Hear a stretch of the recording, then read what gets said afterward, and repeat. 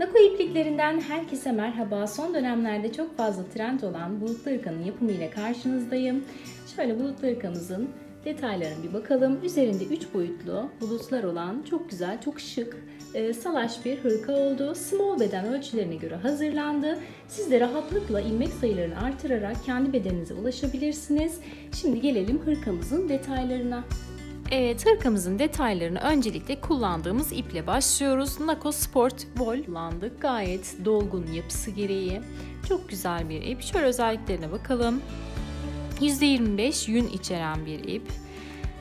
6-7 numara arası örebilirsiniz denmiş. Biz bu modelde 7 numaralı bu şişleri kullandık. 6 numarayla da örebilirsiniz ama 7 numara tam ideal oldu. Bu ölçüler için bu ipten 5 adet kullanmış oluyoruz. Toplamda 5 adet ip bu hırkamız için yeterli olacak. Şimdi gelelim hırkamızın yapımına. Ölçülerimizi arka bedenden başlayalım. Evet, bakın bu arka beden toplamda 68 ilmek başlıyoruz. 68 ilmeği 6 sıra lastik örüyoruz. Bakın şöyle arkadan da gösterelim. 6 sıra lastik örüyoruz. 6 sıra lastik ördükten sonra da bu 68 ilmeğimizi artırma eksiltme yapmadan şöyle arkadan da gösterelim. Bakın artırma eksiltme yapmadan düz bir şekilde 46 santim oluncaya kadar örüyoruz. Bakın hiçbir şekilde kol eksiltmesi falan yok. Düz bir şekilde 46 santim oluncaya kadar bu 68 ilmeği örüyoruz. Daha sonra da yukarıdan kesiyoruz. Daha sonra geliyoruz yanlara. Yanları da arkanın tam yarı ölçüsünde başlıyoruz. Arkamız 68 ilmekti. O zaman yanlarımız da 34 artı 34 olacak. Yanlarımızda şu şekilde 34 ilmeği bakın şu kısımdan başlıyoruz lastik olarak. 34 ilmeği yine 6 sıra bu lastik modelimizi uyguluyoruz. Daha sonra da şöyle bakın düz bir şekilde devam ettiriyoruz. Şurada ilk kesmemizi yapmışız. Bunu da hemen söyleyelim. Kaç santim ördükten sonra kesme yapıyoruz? Bakın şurada ilk kesmemi yaptım. Evet, toplam 23,5 santim. Şöyle hatta açarsak 24 santim. Evet. 24 santim ördükten sonra da bir tane eksiltme yapıyoruz. Yani 34 ilmeğimiz burada 33'e düşüyor. Daha sonra 8 sıra örüyoruz düz bir şekilde. Bir tane daha eksiltme yapıyoruz. 32'ye düşüyor. Daha sonra 8 sıra daha örüyoruz. Bir tane daha eksiltiyoruz ve 31'e düşüyor. Yani 24 santim şu kısımda bakın düz bir şekilde 24 santim ördükten sonra ne yapıyoruz? Bir tane bakın şu kısımda direkt kenardan ilk ilmekten kesme yapıyoruz. Daha sonra 8 sıra örüyoruz. İkinci kesmemizi yapıyoruz. Daha sonra 8 sıra örüyoruz ve üçüncü kesmemizi yapıyoruz. Yani 34 ilmekle başladığımız yanlar yaptığımız 3 tane kesme sonucunda şu kısımda 31'e düşüyor. Daha sonra 31 ilmeği yine 46 santim oluncaya kadar örüyoruz. Daha sonra da kesiyoruz ve bu kısımda dikmemizi yapıyoruz. Solda da aynı şekilde, solda yaptığımız işlemin aynısını sağda da yapıyoruz. Burada da yine 34 ilmeği başlıyoruz. 24 santim düz bir şekilde örüyoruz. 24 santim ördükten sonra da bu kısımda da yine bir tane kesme yapıyoruz. 8 sıra tekrar düz örüyoruz. Bir tane daha kesme yapıyoruz. Tekrar 8 sıra örüyoruz ve son kesmemizi yapıyoruz ve 31 ilmeği düz bir şekilde 46 santim oluncaya kadar örüp kesiyoruz. Yani sadece şu önlerde, yanlarda 3'er tane ilmek kesmiş oluyoruz. Evet, yaptığımız kesmelerden sonra da bu şekilde dikiyoruz. Bunu da birazdan birlikte dikeceğiz. Şu dikmenin nasıl bu şekilde durduğunu da sizlerle paylaşmak istiyorum. Daha sonra gelelim kollara. Kollarımız balon kol oluyor bakın. Şöyle.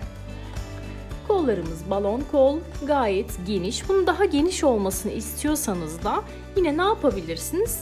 Şu kol kısmında, şu kol boyu kısmında artırma yapabilirsiniz. Şimdi gelelim kol ölçülerine. 26 ilmekle başlıyoruz. 26 ilmeği yine 6 sıra lastik örüyoruz.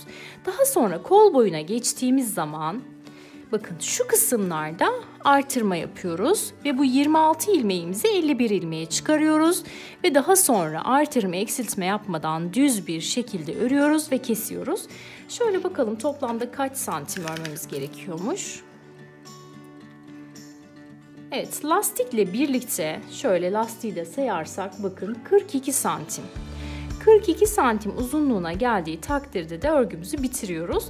Bunu kendi üzerinize, kolunuza deneyin. Hani bedensel farklılıklar olabilir. Tam olarak doğru ölçüyü o zaman elde etmiş olursunuz.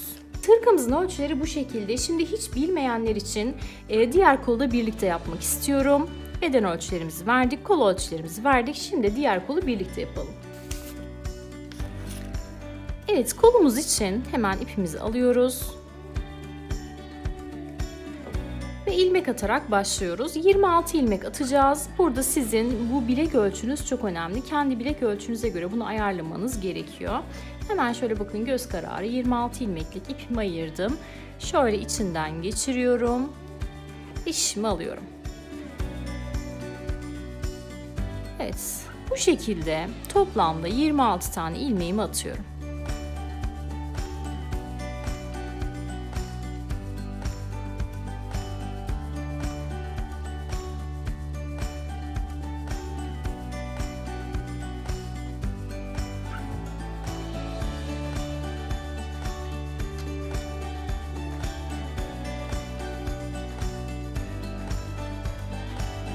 Örgünün arka yüzündeyiz ve hemen lastik kurulumuna başlıyoruz. Bir ters, bir düz. Bir ters, bir düz olarak lastik kurulumunu yapıyoruz.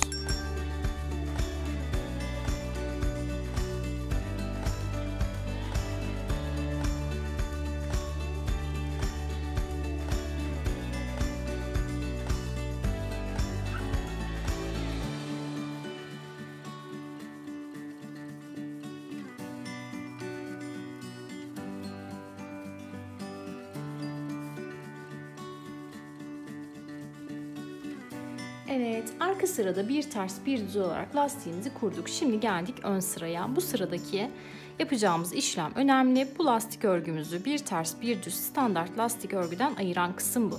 Kenar ilmeğimi örmeden aldım. Önümde düz bir ilmek var. Örmeden şişime aktardım. İpim arkada.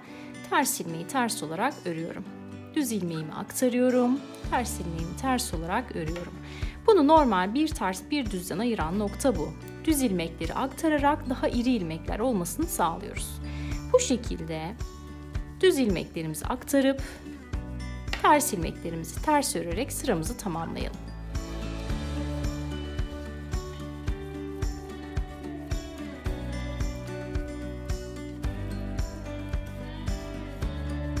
Artık arka yüzde ve ön yüzde yapılacak işlem aynı. Ön yüzde düzleri atlayıp tersleri örüyoruz. Arka yüzde de düzleri düz örüyoruz. Tersleri ters örüyoruz. Bu şekilde lastiğimizi hazırlıyoruz.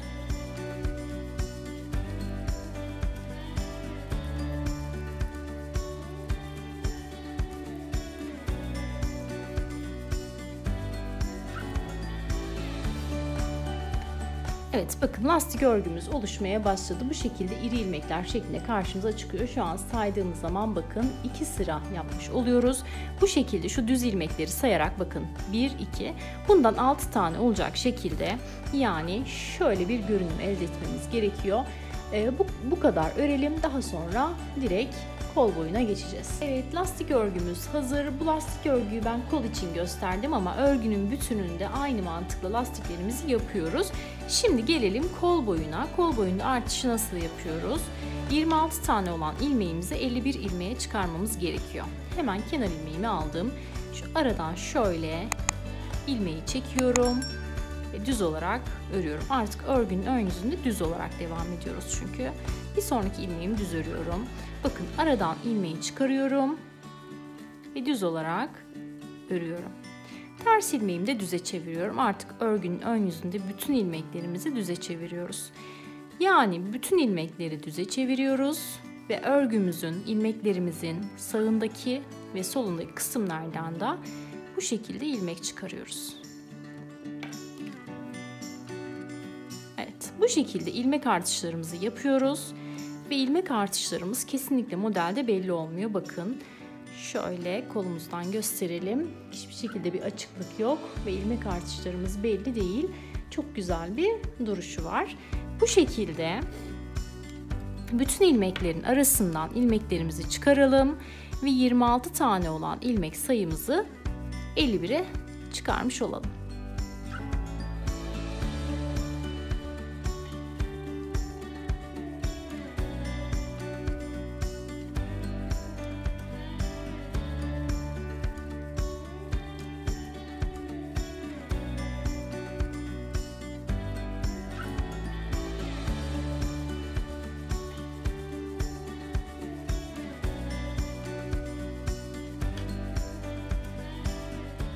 Evet, bakın bütün ilmeklerimizi çıkar, arkada ters, önde düz olacak şekilde 42 santim oluncaya kadar düz bir şekilde artırma eksiltme yapmadan örüyoruz.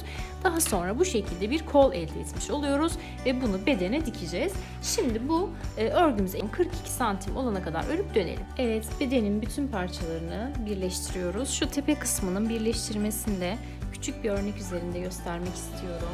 Bakın şöyle kapanış ilmeklerimizin dışta kalan kısımlarından dikiyoruz. Bu şekilde dış kısımlardan dikişimizi yapıyoruz.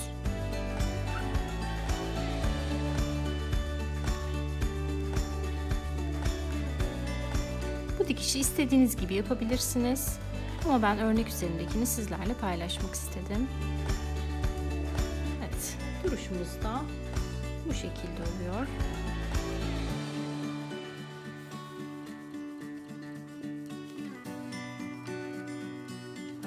Evet, hırkanın bütün detaylarını bu şekilde birleştirdikten sonra şimdi sıra geldi lastik kısmını yapmaya.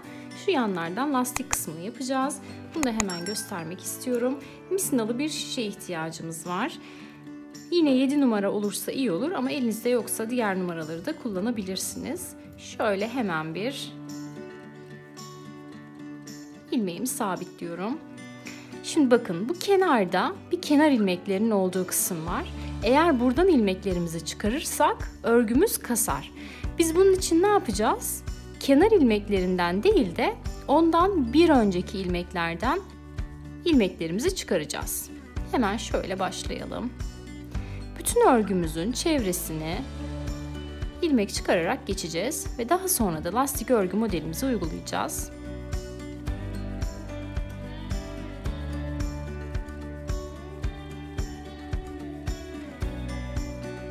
Evet, bu şekilde ilmeklerimizi çıkarıyoruz. Lastiğin kalınlığı, inceliği değişebilir. Çok kalın olmasını istemiyorum. O yüzden 3 sıra bir lastik örgü modeli uygulayacağım. Bakın bu şekilde, şu kenardaki ilmeklerden değil, içteki normal ördüğümüz ilmeklerden ilmek çıkarıyoruz. Evet, bu şekilde ilmeklerimizi çıkarıyoruz. Daha sonra da aynı şurada uyguladığımız lastik örgü modelini uyguluyoruz. İlik açmıyoruz. Düğmesiz bir model olduğu için ilik açmadan sadece lastik örgü modelini uygulayıp örgümüzü kapatıyoruz.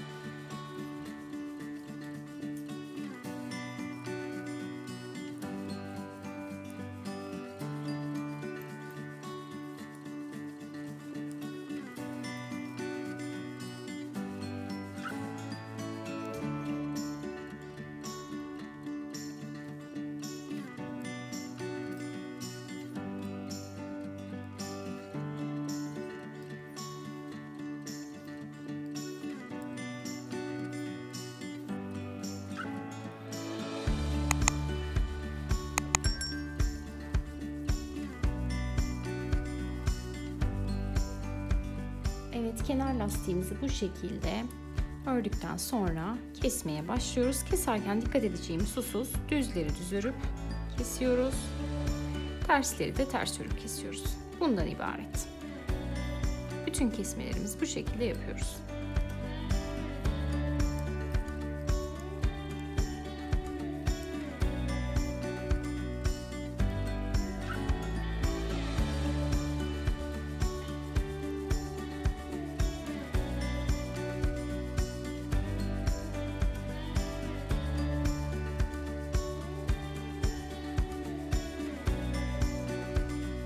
Evet, bulutlarımız için Nako Paris'i kullanacağız. Yumoş yumoş yapısı gereği gerçekten de tam bulutların yapımı için uygun bir ip.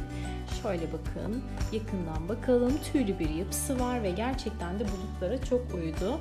Bakın bulutlarımız bu şekilde tam böyle yumuş yumuş bulut görünümünü elde etmiş olduk bu iplerimizle. Çok güzel durdu. Şimdi hemen yapımına geçelim. Evet, ipimizi 2 kat kullanacağız. Şöyle bakın. Her boyuttan ayarladım. Şimdi bunların ölçülerini vereceğim. Bir tanesini de birlikte yapacağız. Ben şu an şu büyükten yapmak istiyorum. İpimizi 2 kat ayarlıyoruz. 2 numaralı tığ kullanıyorum. Hemen şöyle ipimi sabitliyorum. Daha sonra zincir çekerek başlıyorum. Zincirlerimi çok sıkı çekmiyorum. Bu şekilde orta düzeyde çekiyorum. Toplamda bu büyük bulutumuz için 12 tane zincir çekiyorum. Zaten sonrası hepsinde mantık aynı. Sadece bu boyut farklılıklarını tek değiştiren şey var. O da zincirlerin sayısı. Büyük için 12 tane zincir çekiyoruz.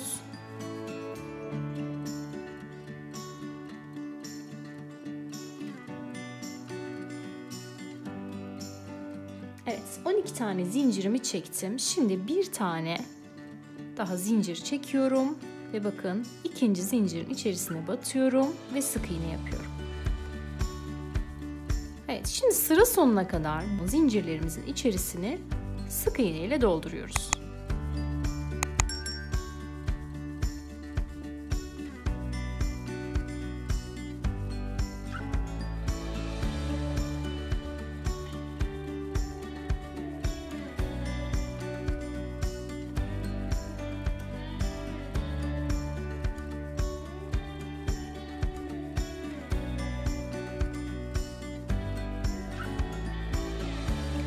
Evet, sıra sonuna geldim ve bütün zincirlerin içerisini sık iğne ile doldurdum. Şimdi geldim köşeye. Son yaptığım sık iğnenin dibine bir tane daha batıyorum. İkinci sık iğnemi yaptım aynı noktaya. Şimdi aynı noktaya tekrar bir tane daha sık iğne yapıyorum. Yani köşedeki son sık iğnemize son zincirimize 3 tane sık iğne yapmış olduk. Şimdi devam ediyorum. Karşıya geçiyorum. Burada yaptığım sık iğnelerin karşısını tekrar sık iğnelerle doldurarak dönüyorum.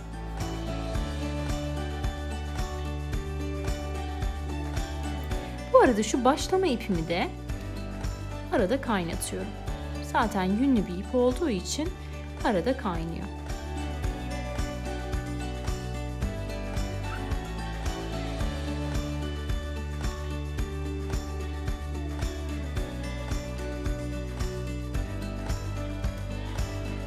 Evet, son sık iğnemi de yaptım. Şimdi geldim köşeye. Köşedeki şöyle sık iğneme bir tane yapıyorum. Aynı noktaya tekrar bir tane daha batıyorum. Yani toplamda köşelerde 3'er tane sık iğne yapmış olduk. Şöyle sık iğneme tekrar batıp yukarı çıkıyorum. Burada amaç burayı dönmek. Yani açıkçası bu bulutlarda çok da sayı önemli değil. Önemli olan burada mantığı kavramak.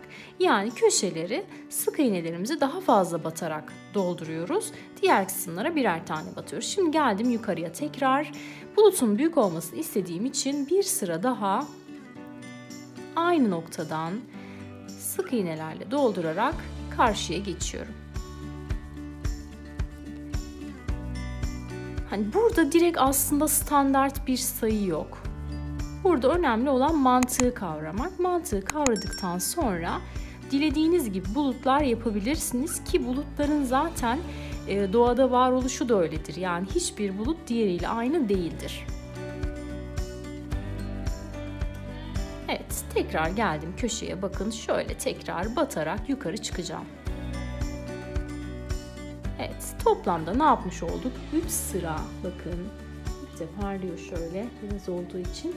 3 sıra sık iğnelerimizi yapmış olduk. Şimdi geldik şu bulutumuzdaki bu detayları yapmaya. Evet, başına doluyorum. Bakın, bir sonraki sık iğneye batıyorum. Ve buraya ikili trabzan yapıyorum. Başına doluyorum. Bir sonraki sık iğneye bakın. Yaptığıma değil, ikili trabzanı yaptığıma değil, bir sonrakine batıyorum ve buraya üçlü trabzan yapıyorum. Aynı noktaya tekrar üçlü trabzan yapıyorum. Aynı noktaya tekrar üçlü trabzan yapıyorum. Yani bakın, aynı noktaya ne yapmış olduk? 3 defa üçlü trabzan yapmış olduk. Şöyle şu pelerin görüntüsünü vermek için. Şimdi başına doluyorum. Bir sonraki, bakın bu üçlü trabzanları yaptığıma değil, bir sonrakine batıyorum ve buraya ikili trabzan yapıyorum. Yani mantık şu. İkili trabzanla başladık. Üçlü trabzanlarla bir sonraki sık iğneyi doldurduk. Bir sonraki sık iğneye geldik ve tekrar ikili trabzan yaptık ve şimdi tekrar bir sonraki sık iğneye batıyorum ve buraya bir tane sık iğne yapıyorum. Evet. Bakın. Şu görüntüyü bu sayede vermiş olduk. Düşükle başladık, yükselttik, daha sonra tekrar düşürdük. Şimdi tekrar başına doluyorum ve bir sonrakine devam ediyorum. İkili trabzan. Başına doluyorum, bir sonraki sık iğneye batıyorum ve buraya 3 defa üçlü trabzan yapıyorum.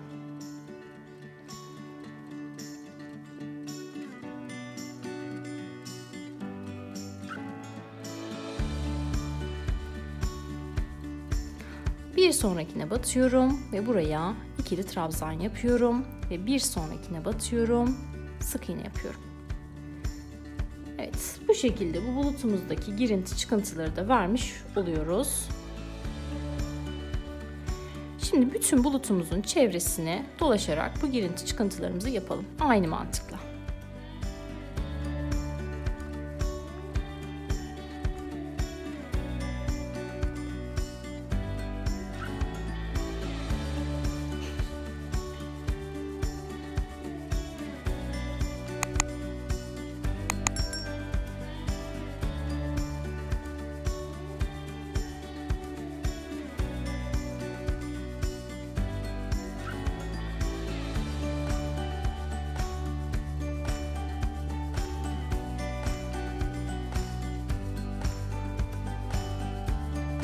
Evet, bakın bütün çevresini dolaşarak bu şekilde bulut görüntümüzü vermiş olduk. Zaten dediğim gibi, biraz önce de söylediğim gibi, hiçbiri bir diğeriyle aynı olmak zorunda değil. Evet, boyut boyut hazırlamış olduğumuz bulutlarımız bu şekilde. Dediğim gibi minik bulut yapmak istiyorsanız 6 tane zincir çekip yapıyorsunuz. Büyük bulut yapmak istiyorsanız da 12 veya 14 tane zincir çekerek yapıyorsunuz. Burada mantık aynı. Tek fark zincirlerimizin sayısı. Bulutlarınızın boyutunun ne kadar büyük olmasını istiyorsanız zincir sayınızı o derece artırmanız gerekiyor. Minik olmasını istiyorsanız da zincir sayısını azaltacaksınız. Başka hiçbir farkı yok. Bulutlarımız bu şekilde. Daha sonra hazırladığımız hırkamıza yerleştirelim.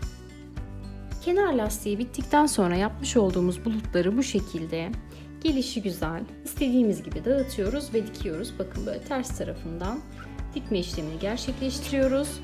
Yoğunluğu tamamen size kalmış. Dilediğiniz gibi ayarlayabilirsiniz. Şimdi bütün bulutlarımızı yerleştirelim, dikelim. Daha sonra hırkanın finalini yapalım.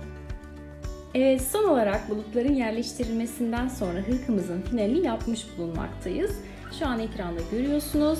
Arka kısmında da bulutlar olduğu için şöyle bakın. Duruşu birazcık böyle bozuk görünebilir şu an. Kabarcıklı gibi görünebilir. Çünkü arka kısmında da bulutlar var. Bu şekilde yerleştirilmesini yaptım ben. Kollarda 2 tane bulut. Yanlarda bu şekilde 3'er tane. Bakın bu kolda da yine şu şekilde 2 tane var. Özellikle kolların şu yan tepe kısımlarına yaparsanız hem bulutlar arkadan görünecektir hem de önden görünecektir. Bu arada lastik kısmı birazcık dar geldi. O yüzden daha geniş olması daha güzel durdu. Ve ben 2 sıra daha lastik kısmını ekledim. Bu konuda da bilginiz olsun. Bir yanılma payı çıkmasın. Şu anda hırkayı çevirmiş bulunmaktayım. Arka kısmında bakın bu şekilde karışık 4 tane bu şekilde bulutları yerleştirdim. Bakın Nako Paris'in dokusu sayesinde bulutlarımız gerçekten çok güzel ve çok hoş durdu. Tam olarak bulut görüntüsünü vermiş olduk. Siz de yine bulutların arka kısmını bu şekilde dikerseniz çok daha güzel bir duruşu oluyor. Bakın bu şekilde daha 3 boyutlu bir görüntüsü olabiliyor. 5 adet sport wol ve sadece 1 adet Nako Paris kullanarak elde ettiğimiz hırkamız bu şekilde. Deneyecek olanlara kolaylıklar diliyorum. Başka projelerde görüşmek dileğiyle kanalımıza abone olmayı ve bizi takip etmeyi unutmayın. Hoşça kalın.